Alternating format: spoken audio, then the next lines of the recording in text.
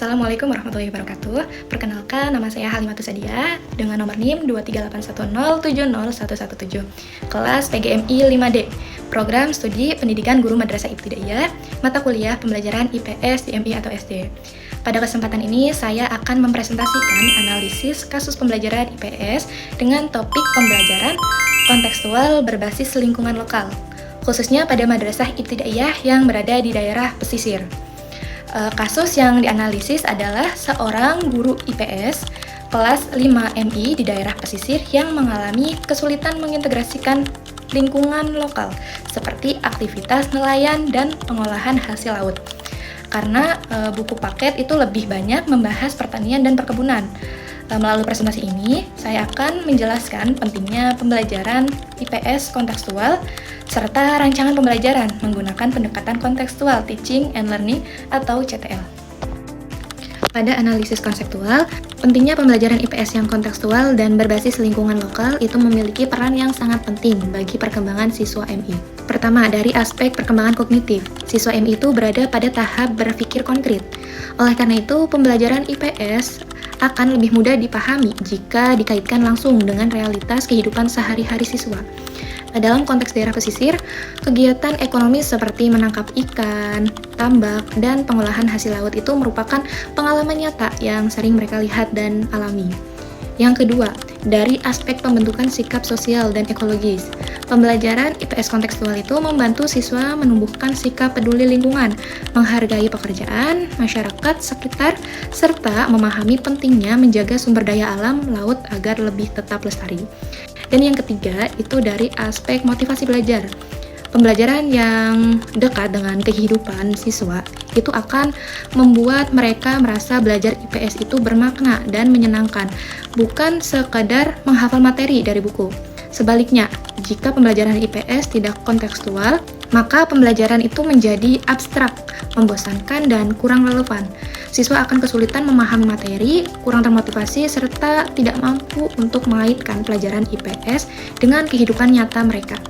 Oleh karena itu, guru MI perlu mengembangkan pembelajaran IPS yang berbasis lingkungan lokal agar tujuan pembelajaran IPS itu dapat tercapai secara optimal. Dengan pembelajaran IPS berbasis CTL, untuk satuan pendidiknya itu MI atau SD, kelas atau fase, kelas 5, fase C, tema kegiatan ekonomi dan pemanfaatan sumber daya alam. Untuk subtemanya, lingkungan pesisir, mata pelajaran IPAS. Alokasi waktunya 1x35 JP, penulis modul Halimatus Sadia. Untuk tujuan pembelajarannya, setelah mengikuti pembelajaran, siswa diharapkan mampu, yang pertama, menjelaskan jenis-jenis kegiatan ekonomi masyarakat pesisir. Yang kedua, mengidentifikasi pemanfaatan sumber daya alam laut. Yang ketiga, menunjukkan sikap peduli terhadap lingkungan pesisir. Dan yang poin kedua, itu skenario pembelajaran. Ada kegiatan pendahuluan, yang dimana peran guru itu, guru membuka pembelajaran dengan salam dan doa.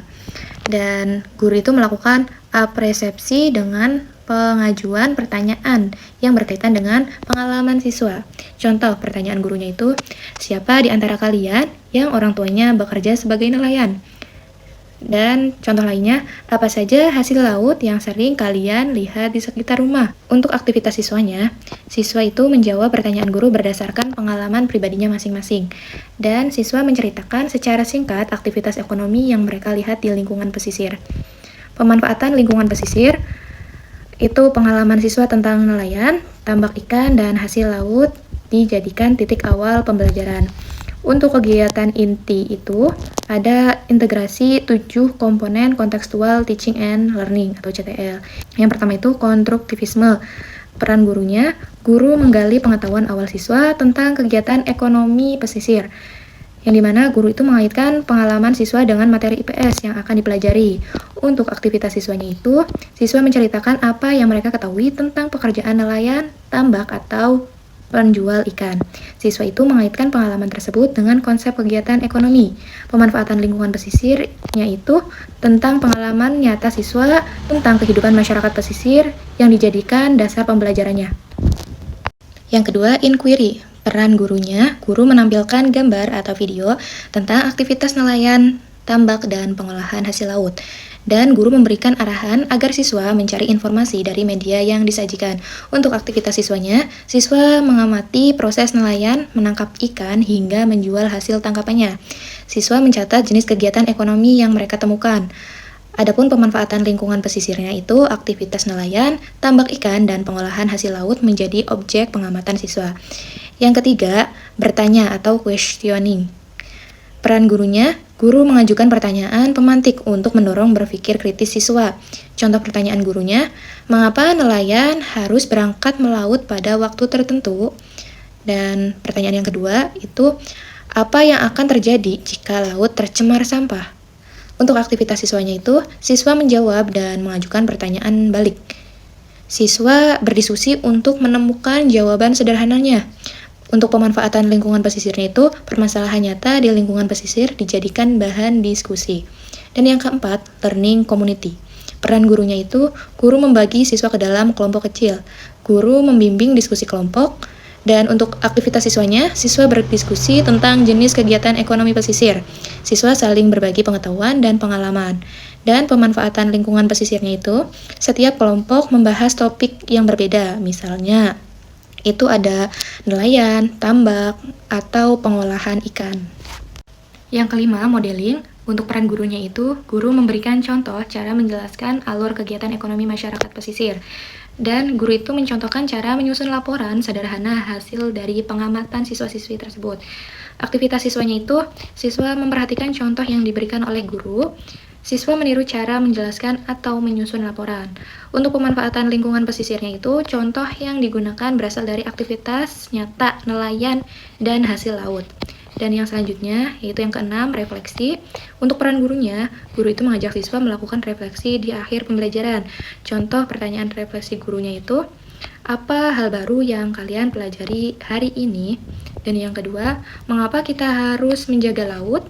Untuk aktivitas siswanya, siswa itu menyampaikan pendapat dan perasaan selama pembelajaran. Dan siswa menyimpulkan materi bersama guru. Untuk pemanfaatan lingkungan pesisirnya itu, refleksi dikaitkan dengan pengalaman siswa di lingkungan pesisir. Dan yang terakhir itu ketujuh, penilaian autentik. Untuk peran gurunya itu, guru menilai proses dan hasil pembelajaran siswa secara nyata. Bentuk penilaiannya itu keaktifan diskusi kelompok, presentasi hasil diskusi, laporan sederhana tentang kegiatan ekonomi pesisir. Untuk pemanfaatan lingkungan pesisirnya itu, penilaian berdasarkan pemahaman siswa terhadap aktivitas nelayan dan pemanfaatan hasil laut. Untuk kegiatan penutupnya yaitu peran gurunya itu, guru bersama siswa itu menyimpulkan pembelajaran. Terus guru juga menegaskan pentingnya menjaga sumber daya laut. Yang terakhir, guru juga menutup pembelajaran dengan doa. Adapun untuk aktivitas siswanya itu, yang pertama siswa menyampaikan kesimpulan pembelajaran, dan yang kedua siswa menerima pesan moral tentang kepedulian lingkungan. Oke, untuk kesimpulannya, pembelajaran IPS yang kontekstual dan berbasis lingkungan lokal itu sangat penting untuk meningkatkan pemahaman, sikap, dan motivasi belajar siswa. Melalui pendekatan contextual teaching and learning, guru itu dapat mengaitkan materi IPS dengan kehidupan nyata siswa, sehingga pembelajaran itu lebih menjadi bermakna. Sebagai calon guru MI, saya menyadari bahwa guru itu memiliki peran sangat penting dalam menghadirkan pembelajaran IPS yang relevan, kontekstual, dan sesuai dengan karakter peserta didik. Pada presentasi kali ini, saya cukupkan. Kurang dan kurangnya mohon maaf. Wabillahi taufiq wal hidayah. Wassalamualaikum warahmatullahi wabarakatuh.